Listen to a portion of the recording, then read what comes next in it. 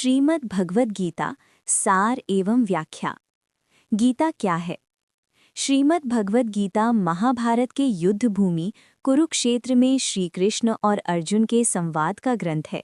इसमें 18 अध्याय और 700 श्लोक हैं। गीता सिर्फ धार्मिक ग्रंथ नहीं बल्कि जीवन जीने की कला है। अर्जुन का विषाद। समस्या। युद्ध से पहले अर्जुन अपने ही रिश्तेदारों, गुरुजनों और मित्रों को सामने देखकर दुखी हो जाता है। वह सोचता है, अपनों को मारकर जीत का क्या अर्थ? पाप लगेगा, जीवन व्यर्थ हो जाएगा। यहीं से मानव जीवन की उलझन शुरू होती है। जीवन और कर्तव्य यानी कर्म योग। गीता का मुख्य संदेश है, कर्म करो, फल की चिंता मत करो। हर मनुष्य का जीवन में कोई न कोई कर्तव्य यानी धर्म होता है। डर, मोह, आलस्य या असफलता के कारण कर्म छोड़ना गलत है। सही कर्म करना ही सच्ची पूजा है। श्लोक भावार्थ। कर्म करने में ही तेरा अधिकार है, फल में नहीं। 2. आत्मा का ज्ञान। आत्मा अमर है। गीता बताती है कि शरीर नश्वर है, आत्मा अमर है, न जन्म लेती है न मरती है।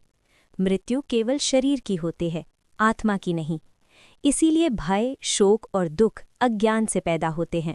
3. भक्ति योग। ईश्वर से प्रेम। सच्ची भक्ति दिखावे से नहीं, हृदय की शुद्धता से होती है।